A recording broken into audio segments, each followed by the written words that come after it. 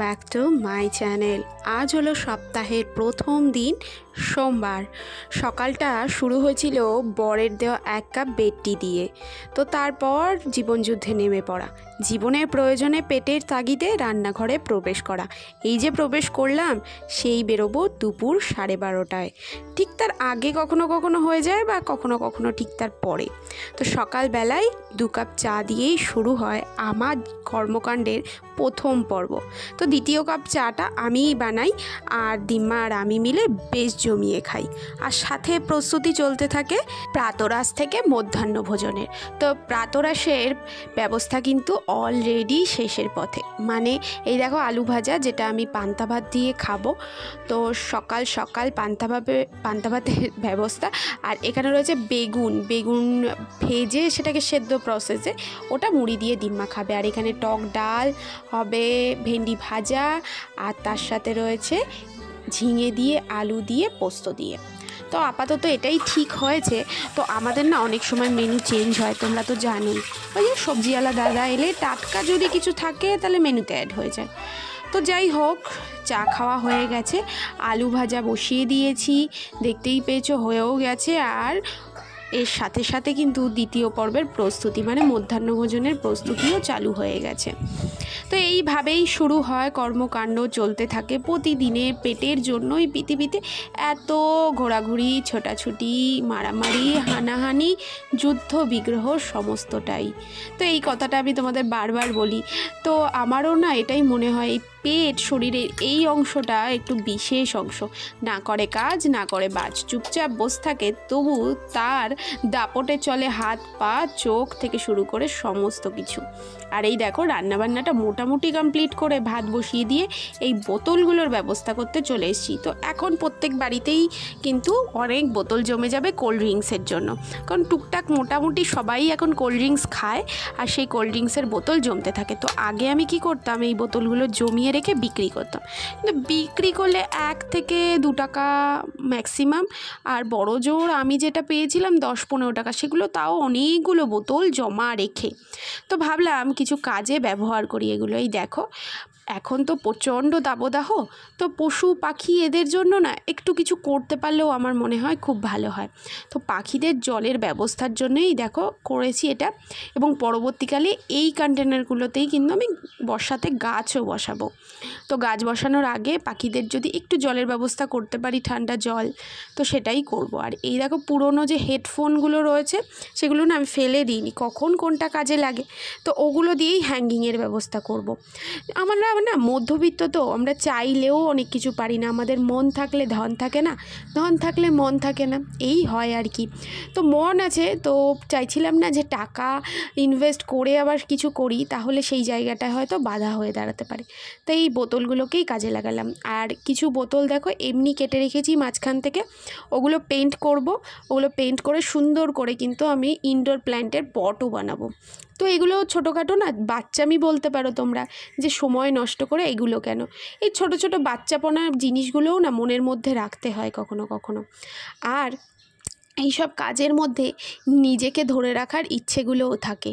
তো প্রকৃতির জন্য আমরা কতটা ভয়াবহ, সে তো আমরা নিজেরাই পাপের ফল ভোগ করছি। কিন্তু কিছু যদি করতে পারি, এটা এমন কিছুই নয়। আর ইনডোর প্ল্যান্ট কোনোভাবেই প্রকৃতির জন্য কিন্তু সহায়তা করে না। তবে এই যে পাখিদের জলের ব্যবস্থা করে দেওয়া, এই যে মাঝখান থেকে কেটে দিয়েছি, এগুলো বাড়ির পিছনের অংশে রাখবো। কারণ দেখো যতই হোক আমি তো ভাড়া বাড়িতে থাকি, তো এখানে সামনের অংশে রাখলে হয়তো বা কোনো রকম সুবিধা অসুবিধা তাদের হতেই পারে, আমি জিজ্ঞাসা করিনি তবুও।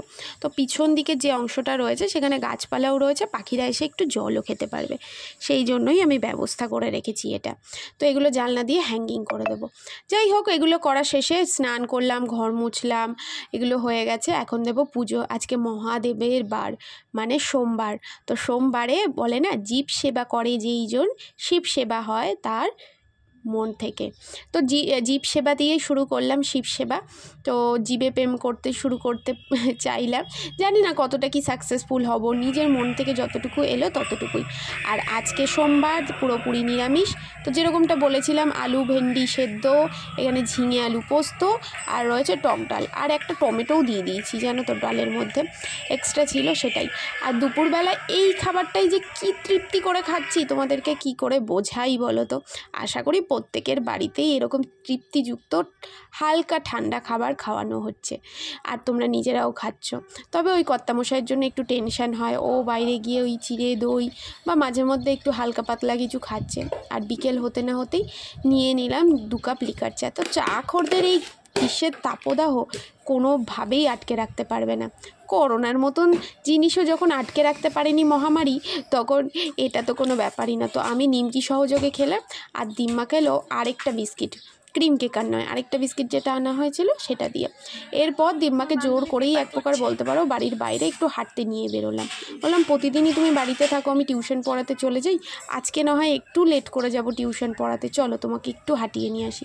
বাইরে সত্যি বলতে সেরকম একটা হাওয়া বাতাস কিছুই নেই, তবুও একটু হাঁটাচলা করলে মনটা ভালো থাকে, সেই জন্য এগলি ওগলি দিয়ে ঘুরিয়ে নিয়ে চলে এলাম। তারপর আমি যাব পড়াতে। তো বুঝতেই পারছো 2টো পড়ানো রয়েছে, ফিরতে ফিরতে বেশ লেটও হলো। তো এসে দেখছি আমার কর্তামশাই এখানে চপ বানাচ্ছে, আলুর চপ। তো রাত্রিবেলায় খাবে, মুড়ি দিয়ে দিম্মাকে দেবে, আর ও নিজেও খাবে, আর সাথে আবার ভাত দিয়েও খাওয়া যাবে। তো আলু আমি সেদ্ধ করে রেখেছিলাম যে আলুর চোখা, ডাল, পোস্ত এগুলো দিয়ে খাবে, তো ওটা দিয়েই ও কিছুটা আলুর চোখা করেছে, কিছুটা বেসন করেছে। যাই হোক, ওর এই কাণ্ড দেখে না মাঝে মধ্যে হাসি পায়, যে এত খেটে খুঁটে সারাদিন পর এসে আবার এগুলো তড়িজুত করে কিন্তু বেশ। তো এই দেখো কোল্ড ড্রিঙ্কস একটা এনেছিল, আমি আস্তে আস্তে ওটা প্রায় বলতে পারো গরম হয়ে গেছে, ওটার কোল্ড ড্রিঙ্কস নেই, ওটা অনলি ড্রিঙ্কস, আর এটা সুইট ড্রিঙ্কস হয়ে গেছে। তো এইখানে দিম্মা বই পড়ছে, আর আমি একটু কোল্ড ড্রিঙ্কস খেয়ে নিজের মাথাটাকে ঠান্ডা করছি। মাথাও ঠান্ডা না, পেটও ঠান্ডা না, শরীরও ঠান্ডা না, কোনোটাই ঠান্ডা হচ্ছে না। এই গরমে কি কোনোভাবে ঠান্ডা করা সম্ভব বলো? তো যাই হোক, তবুও নিজেকে ঠান্ডা রাখতে হবে, ঠান্ডা রেখে সংসারের সমস্ত দায়িত্ব কর্তব্যগুলো ধীরে ধীরে পালন করতে হবে। মাথা গরম হলেই তাণ্ডব, শিবজির ভক্ত বলে কথা, তাই না? তাণ্ডব করবো, তাণ্ডব, নৃত্যনাট্য। যাই হোক, আজকের দিনটা তোমাদেরকে জানাই আন্তর্জাতিক নৃত্য দিবস হিসাবে।